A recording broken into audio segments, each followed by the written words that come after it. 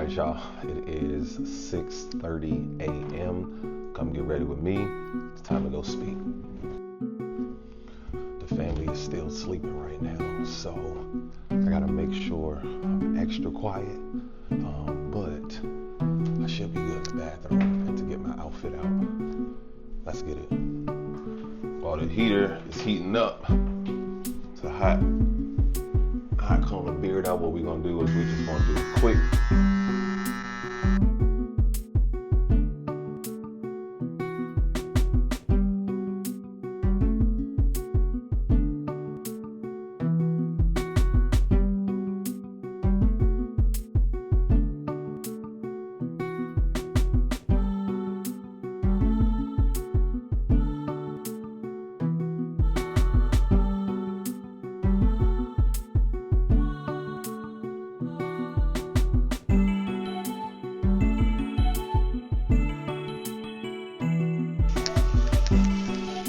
Y'all, first what we're gonna do, we got to take care of the face.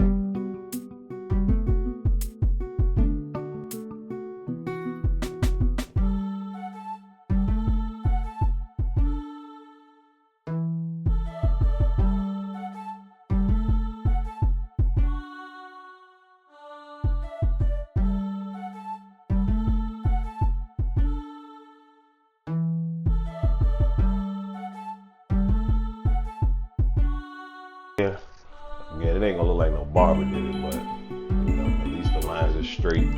All right, so that jump out the way.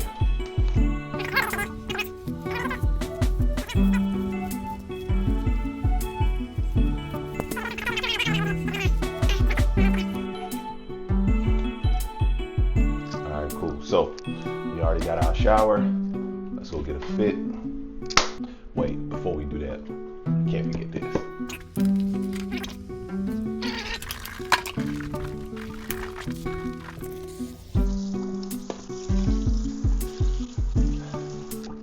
Now, let's go get a fit. All right, so typically the first thing that I do anytime I know that I have an event, I usually go to the event details and see if they have a theme or a particular color that they're wearing, and then I like to match that color.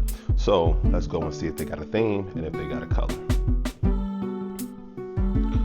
So they don't particularly have a theme, but I do see a lot of blue all over the place. So maybe blue? Let's see what happens. This is always the hardest part about getting dressed, figuring out what you want to wear. Sometimes I usually do it with like shoes. I'm gonna show y'all a couple of outfits. You tell me if I picked the right one. How about that? All right, so I think I got what I'm gonna go with, and unfortunately it's not gonna be blue, but I think I got it anyway. So better with your boy. I think we're gonna go with a little green. Let's do it. There we go. Love that green, the way that joint sit. Alright, up to the top. So I wanted to make sure that I wore a collared shirt. Reason being is because it is an awards ceremony and we want to make sure that we are dressed to impress. We want to let the gold lay. You understand? We looking good so far. Let's keep going. So, yeah, let's get it.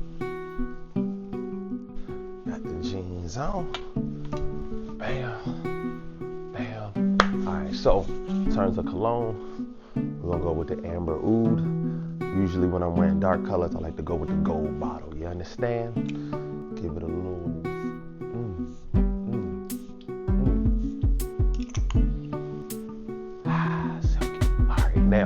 Y'all know me, I'm all about my socks. Let's go and see what socks we wear. Of course, the greatest cartoon character of them all, Sir Marvin the Martian, baby. Let's get it. All right, let's turn that off. And because we're doing green, we're gonna go with the green ones. Only gonna make sense to make sure that we got the green ones. And we gotta walk past the keys real quiet, so that's the reason why I didn't record that. But all right, we still got a couple more things to do before we head out the door. Can't put the shoes on because the wife won't yell at me if I put the shoes on in the house, so we can't do that. I am going to put this by the door. Alright, so 2 things that I gotta make sure that I do in the mornings as part of my new daily routine is I gotta make sure that I read every single morning. So let's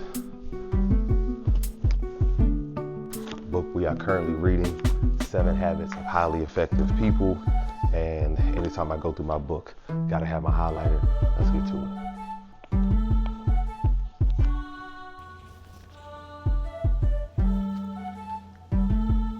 Y'all, I'm done reading. Time to go get the dog. Let's go take him out for the day. Come with me. Let's go meet Loki. When I come down here, I gotta make sure that I put on some shoes that I don't mind getting dirty, because bro will definitely get them shoes extremely dirty. So we gotta make sure that we put on something that, you know, we don't mind. Let's go and get them real dirty.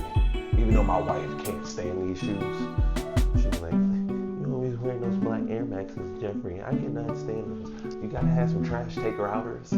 Everything I wear can't be super fire, you know what I'm saying? It's gotta be something to take the trash out, y'all. You know what I'm saying? God, dog. Look at big boy. Big boy. Big boy. Ladies and gentlemen, this is Senor Loki. Brother, hey, where you going? Relax. We going. Come on.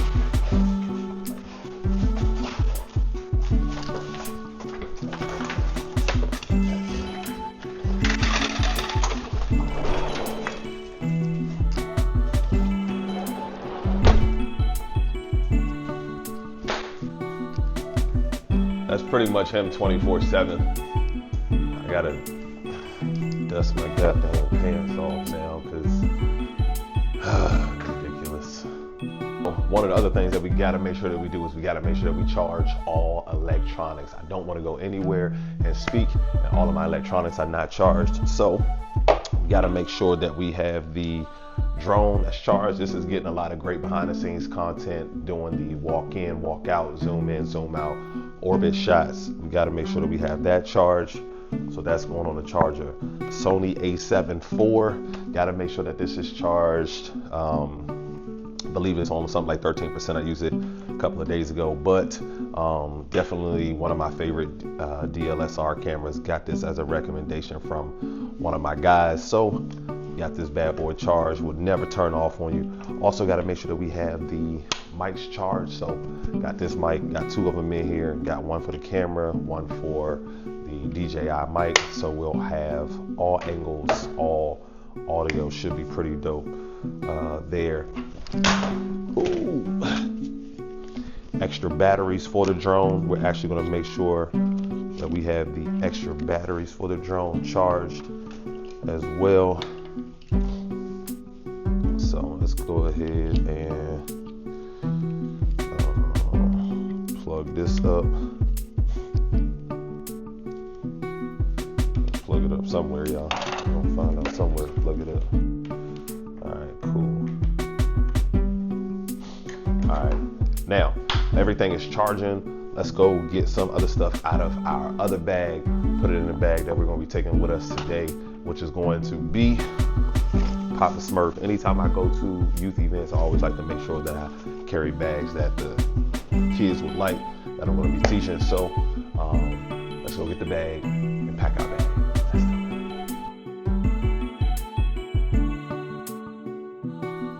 Say daddy and the baby are ready to go. Let's go.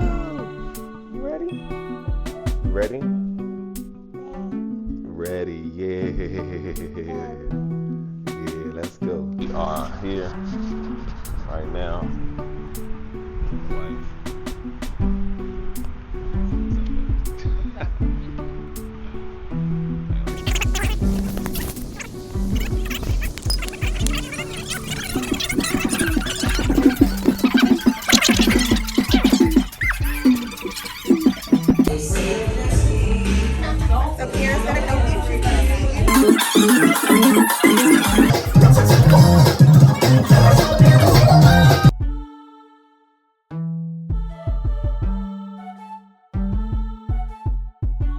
Y'all, we can't allow our kids to take the easy way. I did go back and get my master's degree and finished it with a 3.7 grade point average. He said, if you do what is easy, your life will be difficult. But if you do what's difficult, your life will be easy.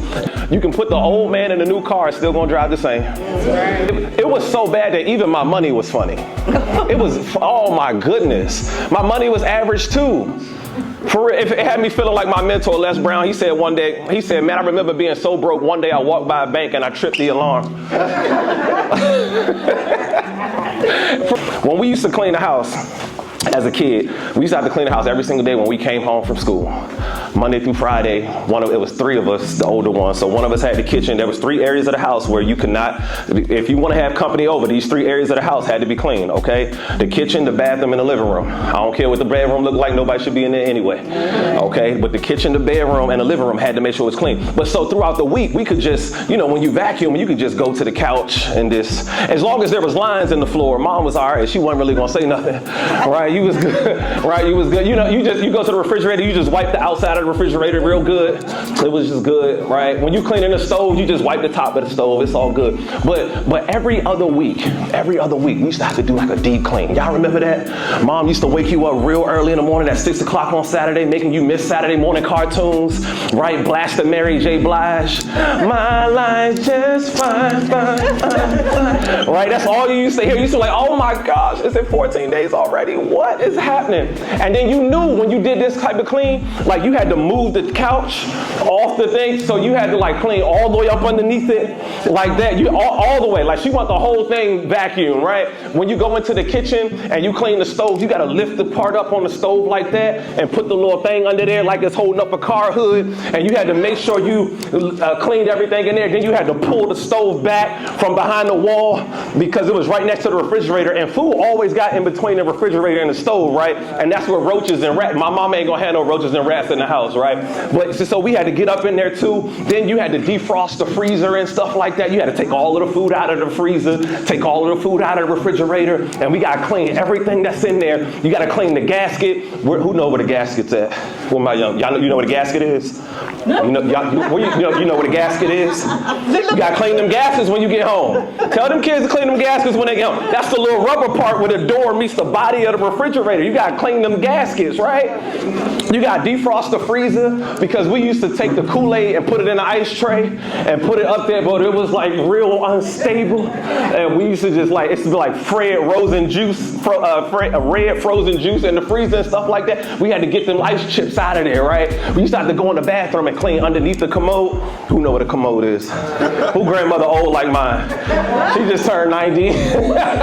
She just turned 90. You used to have to clean the bottom of the commode. Somehow, I don't know how, but hair always get on that bottom part of the toilet seat. How does hair get there? What do hair be doing that is just like, let me just go down here and get on this joint, right? You know what I'm saying? And then you got to clean like the back of the commode, because not just the front part, the back part of it was real dirty too. So you had to like get all up in there, right? We literally got to do a deep clean, y'all. Yo, we can't just do the regular stuff in our kids' lives no more. We gotta do a deep clean. Yeah. Because you know what's deep cleaning our kids? Social media. Yeah. It's in there every single day. Wow. It's doing the deep work, and sometimes we feel like we just want to do the surface work. Well, we can't do the surface work no more. We can do the surface stuff Monday through Friday, right? But every once in a while, we gotta sit our kids down. My mentor taught me this thing, and I want to do this as my kids get older, and I encourage y'all to do it with y'all kids too. He does this thing called Thoughtful Thursdays, where every single Thursday, they would sit down with their family and they would just talk about their goals, and they would hold each other accountable for their goals. And it's just for an hour. No technology, no cell phones, no computers, no laptops, no TV, no nothing. But just sitting down and talking about what our goals and what our dreams are, right? And the reason being is because now we can hold each other accountable. A lot of times we don't accomplish the things that we want because we never spoke those things into existence. We keep them all up here. And then if they never come true, what happens? Nothing. You know why? Because there's nobody to hold you accountable for, because you never told anybody what it was that you wanted to accomplish in the first place. So don't just do enough. We got to do more. And here's the thing. That third little pig, he built this house out of brick. And what we noticed was, while he was still building, he was looking at them other pigs, and they was playing in the mud and stuff like that. And he was, yeah, come get some of this mud. And he was like, I'm just going to keep building. No, I'm just going to keep building. And they over there playing in the mud. And here's what that reminded me of. It reminded me of like social media. How I'm out here working every single day. I see all my friends and everybody on vacation and stuff like that. And I'm just saying, when trials and tribulations hit, that wolf, he ain't going to be able to come into my house and blow my house down. Because see, not only was he protected, the other little pigs came and said, hey, can I get in your house too? I'm like, I know you're not trying to benefit off this work that I did. After you was out there playing and stuff like that, now you want to benefit off the work that I did. But here's the thing. My house and your house and everything that we're building and that the youth are building, they're not just for them. They're for the communities to be able to benefit as well, right? We got to be able to make sure that we're protecting our families, okay? We got to make sure that we're doing the difficult stuff. And I'll give you one last thing that you can do. I'm reading this book. It's called 7 Habits of Highly Effective People. And in this book, he talked about something. And real quick, I'm gonna say something, and I want you to follow along with me if you know what it is, okay? Ready? Okay. I pledge allegiance to the flag of the United States of America. Okay, stop. Okay. Let's try another one. Now I can't sing. Okay, but just follow along if you know this one. Oh, say, can you see? Okay, that's enough. Thank you so much. I appreciate it. So look, right? So look, here's what I'm saying. Here's what he said. He said each family needs a family mission statement.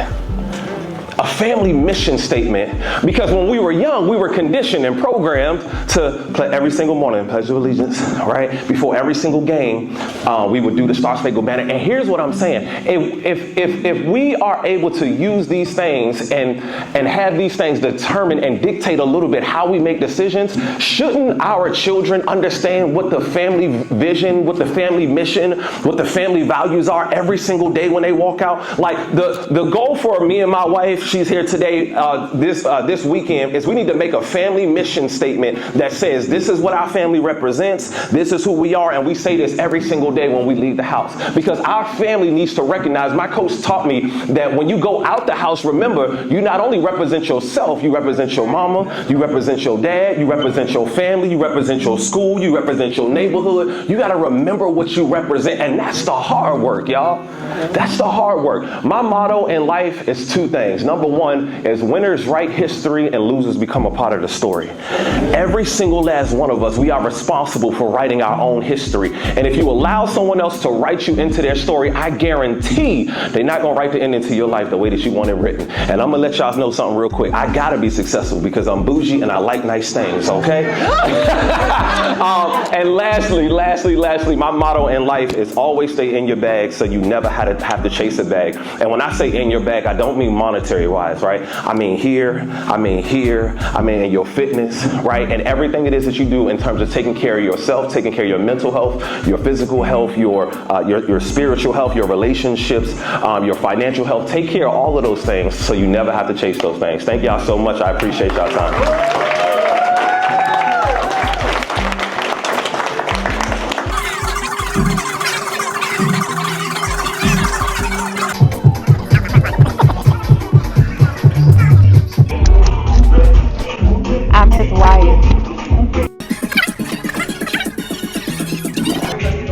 We out.